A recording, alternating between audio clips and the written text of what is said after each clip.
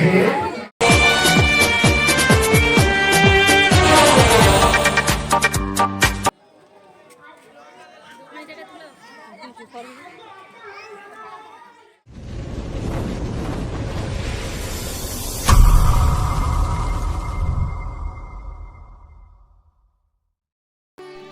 My little hearts, welcome back to my channel রিয়াস ব্লগে তোমাদের জানাই অনেক অনেক ভালোবাসা। তো আশা করি তোমরা সবাই খুব খুব ভালো আছো। তো আমিও খুব ভালো আছি। তো আজ আমি তোমাদের সাথে আমার গ্রামের জগদ্ধাত্রী পূজার ভিডিও নিয়ে চলে এসেছি। তো দেখো, পূজা মণ্ডপে চলে এসেছিলাম, আর আসার পথেই সুন্দর দেখো একদম লাইটিং করেছে, দেখতে দারুণ লাগছে সত্যি বলতে। তো তোমাদের সাথে তুলে ধরবো না এটা তো হতেই পারে না, যে কারণে লাইটিংটা ঢোকার পথে প্রবেশ পথে শেয়ার করে দিলাম। এই সাইডটাতে দেখো টুনি দিয়ে সাজিয়েছিল, আর ওই লাইটিংয়ের গেটটাও অসাধারণ হয়েছিল। তারপরেতে দেখো বন্ধুরা, এখানে ঢাক বাজানো চলছে, যেহেতু সেই দিনকে নবমীর পুজো ছিল। আর আমাদের এই সাইডেতে সপ্তমী অষ্টমী নবমী একদিনকেই পুজো হয়, জগদ্ধাত্রী পুজো। তো পুজো চলছিল তখন, যে কারণে ঢাক বাজছিল। আমি যখন গিয়েছিলাম পুজো দেখতে তখন নবমীর পুজো চলছিল। তো চলো আস্তে আস্তে তোমাদের সাথে সবটাই তুলে ধরছি। আরতি আর ঢাক বাজানোর কম্পিটিশানটা দেখো।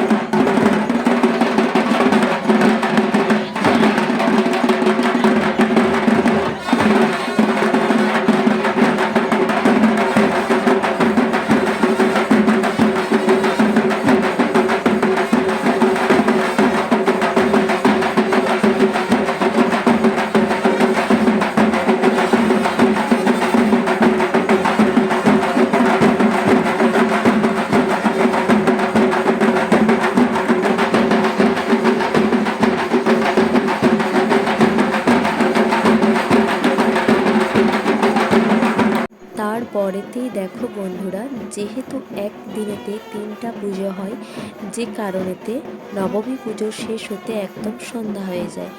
আর সন্ধ্যা হয়ে গেলেও যেহেতু সন্ধ্যা আরতি তো প্রত্যেক মাকেই করতে হয়, তো পূজা কমপ্লিট হওয়ার পর আবার সন্ধ্যা আরতি হচ্ছে।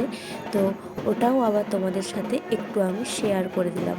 আর এই দুটো ভিডিও ক্লিপ ভাই করে দিয়েছিল, যে কারণে দেখো ও ঠিকঠাকভাবে বুঝতে পারেনি কোন অ্যাঙ্গেলে ভিডিওটা করবে। ও শর্টস ফ্রেমে ভিডিওটা বানিয়ে দিয়েছিল। তো যেটুকু করেছে সবটাই তোমাদের সাথে তুলে ধরে দিলাম। তারপরেতে দেখো বন্ধুরা, এটা ছিল পুজোর পরের দিনকের মানে ভিডিওর ক্লিপ আর কি। সেই দিনকে জাস্ট পুজো দেখেছিলাম, মেলাটা ঘোরা হয়নি। তারপরের দিনকে দেখো মেলাটা একটু ঘুরছিলাম। আর এইখানে সামনে স্টেজ প্রোগ্রাম হচ্ছিল, ছোট্ট ছোট্ট সাংস্কৃতিক অনুষ্ঠান। তো এখানে দেখো শঙ্খ বাজানো কম্পিটিশন হচ্ছিল, কাকিমণি আবার ফার্স্ট হয়েছে শঙ্খ বাজিয়ে। আর এই দিকে আমাকে বলছে নাকি যে রিয়া তুই হাঁড়ি ভাঙ। তো আমি যে কি হাঁড়ি ভাঙবো বন্ধুরা, সে আর কি বলবো তোমাদেরকে। তো দেখো আমি কেমন হাঁড়ি ভাঙলাম বন্ধুরা, সেটাও দেখতে থাকো। এমন হাঁড়ি ভেঙেছি, হাঁড়ির মানে লাইনের বাদ দিয়ে বিপরীত দিকে চলে গিয়ে স্টেজের ওখানে লাঠি মারছি। তো ওটাই সব দাদারা আমাকে বলছিল, ওই যে অ্যাঙ্কারিং করছে দাদাটা বলছিল যে রিয়া এবার স্টেজে হাঁড়িটা ভাঙবে, এরকম এরকম বলছিল। তো এই ভিডিওর মোমেন্টটা দেখলে আমার আরও হাসি পাচ্ছে, তো তাই তোমাদের সাথে শেয়ার করলাম।